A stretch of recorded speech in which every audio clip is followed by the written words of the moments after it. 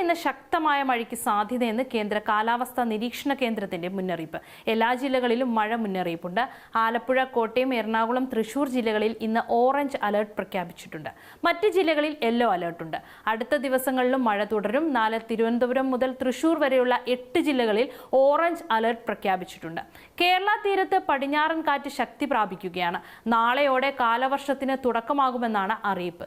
കേരള തീരത്ത് മത്സ്യബന്ധനത്തിനുള്ള വിലക്ക് ഇപ്പോഴും തുടരുന്നുമുണ്ട്.